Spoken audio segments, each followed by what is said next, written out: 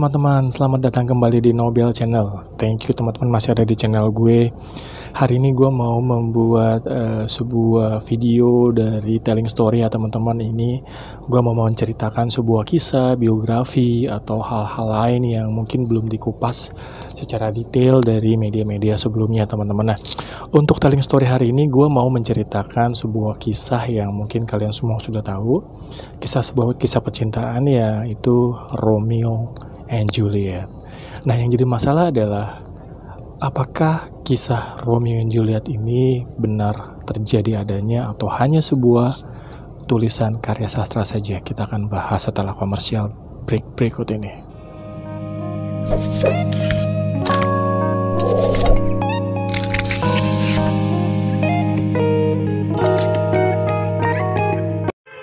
Did my heart love till now? Forswear its sight, for I never saw true beauty till this night. Romeo is banished. I have fucked and fall. Romeo and Juliet. Oke teman-teman, kita mulai dengan latar belakang kisahnya ya teman-teman ya. Kisah Romeo and Juliet ini teman-teman karya William Shakespeare ya. Orang mengatakan seperti itu karena setelah dipopulerkan oleh William Shakespeare, cerita ini terus meluas ke seluruh dunia teman-teman. Nah, kisah ini adalah kisah nyata pasangan kekasih yang hidup di kota Verona pada tahun 1303. Wow, 1303 ini sangat lama sekali teman-teman ya. Kisah ini awalnya diceritakan dari puisi sastrawan Inggris ya yang bernama Arthur Brock yang berjudul The Tragical History of Romeo and Juliet ya teman-teman ya, pada tahun 1562 teman-teman. Nah, ini dari kejadian hidupnya si legenda ini 1303 ke 1562, hampir 200 tahun nih teman-teman ya. Nah, ternyata nggak sampai di situ teman-teman. Arthur Brock juga mendapatkan referensi puisi yang berjudul Mariotte and Ganoza. Ganoza ini pada tahun 1476 karangan Musicchio Salernitano. Nah, ini mungkin awal mulanya cerita Romeo and Juliet ini berasal teman-teman dari Musicchio Salernitano teman-teman. Nah, ini udah jedanya udah 100 tahun teman-teman. Kita nggak tahu tingkat kebenarannya seperti apa, tapi ini berarti sesuatu hal yang sangat-sangat fenomenal pada masa itu sehingga orang tidak bisa melupakan kejadian itu teman-teman. Latar belakangnya seperti itu. Kita akan masuk ke dalam kisahnya seperti apa teman-teman.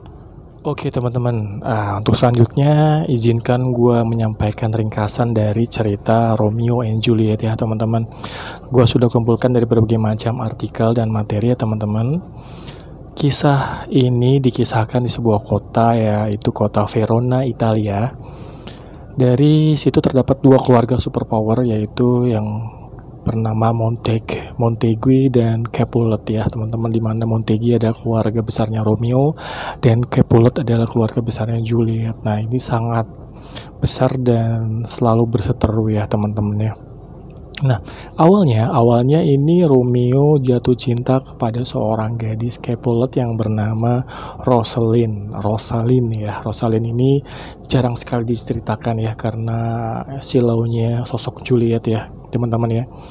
Nah, pada suatu hari nih si Capulet ini ayahnya mengadakan pesta yang sangat besar teman-teman. Nah, ini tentu saja dia mengundang semua rekan bisnis ya, termasuk dari teman-teman dan kerabatnya tanpa dari keluarga Montague ya, keluarga besar yang menjadi musuh bebuyutannya teman-teman ya.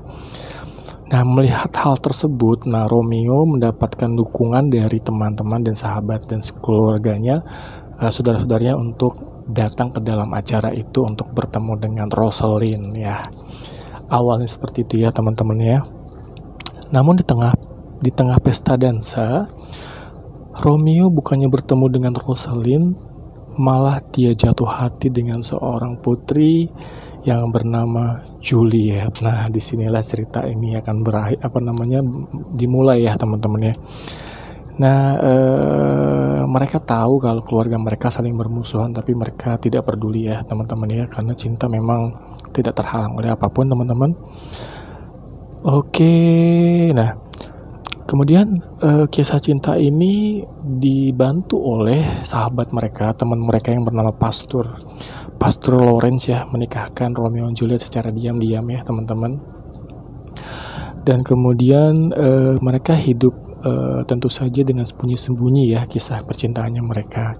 Nah, ada satu tragedi yang terjadi di mana Tybalt ya, diceritakan sepupunya Juliet ini membunuh kerabat dari Romeo, keluarga Montague ya. Tentu saja Romeo ini dendam dan akhirnya dia membunuh Tybalt ya, dan kemudian pecahlah perseteruan yang sangat memanas ini teman-teman. Sudah ada saling membunuh, maka kedua keluarga ini semakin benci dan dendam ya teman-teman. Nah, seperjalanan dengan cerita ini teman-teman, keluarga melihat Juliet begitu sangat terpukul dan sedih teman-teman. Mereka mengira dia sedih karena kepergian sepupunya yang bernama Tybalt itu ya. Ternyata memang bukan, dia malah sedih bagaimana kisah dengan Romeo suaminya ini bisa berjalan. Itu yang dia takutkan. Nah, melihat hal tersebut teman-teman, Juliet sangat-sangat ingin menolak dan dia tidak tahu harus berbuat apa karena permintaan ayahnya ini tidak bisa ditolak sama sekali ya teman-teman ya. Dan ternyata kisah mereka itu dibantu oleh Pastor Lawrence ya. Pastor Lawrence membuat suatu skenario di mana Juliet berpura-pura saja menyetujui pernikahan yang diatur ayahnya. Kemudian pagi sebelum acara dia harus meminum ramuan yang sudah disiapkan dan tentu saja sudah diatur ya sedemikian rupa. Itu ramuan obat yang tampak seperti sudah meninggal. Nah, karena sudah meninggal, biasanya ini jenazah akan dimasukkan ke dalam lemari besi dan akan disemayamkan ya teman-teman. Ini backgroundnya mungkin rumah ibadah ya, gereja atau apa ya. Nah, kemudian pastor menyuruh Romeo untuk datang menyelamatkan Juliet. Nah, ini skenario terbaik pada saat itu teman-teman. Ironisnya takdir berkata beda ya teman-teman ya. Sebelum rencana ini diterima oleh Romeo panik dan dia langsung mendatangi tempat di mana istrinya disemayamkan ya teman-teman. Dan itu dia sangat hancur hati ketika melihat Juliet terbaring. Ya, oke. Tapi dia kaget di situ ada seorang sosok pria yang namanya Paris. Paris ini yang nanti yang tadinya akan dinikahkan dengan Juliet ya keluarganya. Kemudian dia berseteru, berkelahi dan whatever apa, akhirnya Romeo berhasil membunuh yang namanya Paris. Dan kemudian tanpa berpikir panjang dia duduk di sebelah jenazah istrinya dan kemudian dia meminum ramuan racun yang dia sudah persiapkan sebelumnya. Ternyata dia mempersiapkan juga dan dia meminumnya tanpa menyisakan sedikit pun. Dan ketika dia selesai meminum, tubuh Juliet bergerak, tangannya pun bergerak dan dia kaget Juliet masih hidup. Dan Juliet pun masih bingung apa yang terjadi dan dia tahu kalau Romeo ini telah bunuh diri dan dia sangat sedih sekali, bingung dan entah mau berbuat apa. Akhirnya dia melihat sebuah belati yang dibawa oleh Romeo, ya mungkin ini dipakai untuk membunuh si Paris ya. Dan ternyata dia mengambil belati dan membunuh dirinya sendiri. Oh my god, bunuh diri. Sampai sejauh ini teman-teman, cerita rata-rata berakhir di titik ini ya teman-teman ya. Gue sendiri nggak tahu, apa mungkin teman-teman tahu cerita setelah kejadian ini tuh seperti apa. Ini nggak akan pernah ada orang yang tahu. Apa ini nggak pernah dikisahkan oleh sebelumnya. Kurang lebih untuk singkatnya seperti ini. Tapi ada satu poin penting yang mau gue kasih tahu ke kalian semua.